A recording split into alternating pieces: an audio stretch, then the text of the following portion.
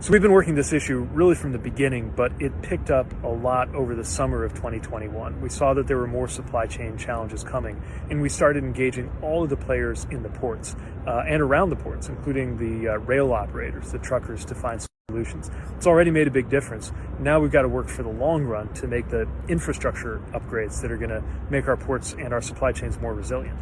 So extending the port hours has helped us to make better use of the infrastructure we have. And you can see behind me just how massive the ports of Los Angeles and Long Beach are. The longer they're operating, the more we can put it to work. Also, when you have 24/7 operations, a lot of times the trucks, as they are leaving the exits of the ports, encounter less congestion on the freeways. A little thing like that can actually make a big difference for goods flowing, especially in peak seasons. How am I doing? I am loving my job. I'm a little short on sleep. Kids have me up a couple of wake-ups per night, but I'm really energized by fatherhood and by the work that we have around us. I mean, you come out to a place like this and you just look at it and you see what an incredible thing we have in the American transportation system, and it's a privilege to be able to work on it. So there are two things that we need to do to make sure we have enough truck drivers on the road. The first is to recruit a new generation of drivers, to recruit more young people, to recruit more women, to encourage people to take up that career.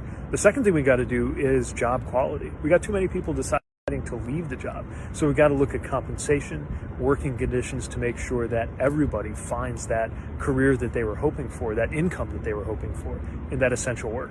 So we got to make sure there's less of a trade-off between port activity and environmental quality. The biggest thing I think we can do about it right now has to do with electrification. The more we can make sure the trucks and the other equipment that's operating in these ports is zero emission, the less you're going to see pollution going into the neighborhoods, which means we can keep adding capacity, keep adding activity, and not be as worried about the environmental quality impacts. We've got a long way to go on that, but we're funding green port work right now that we think is going to make a difference.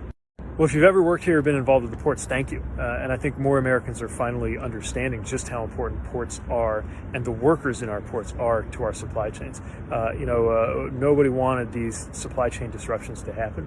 But one thing that's very healthy is a new level of attention to just how important that work is. So thanks for what you did here.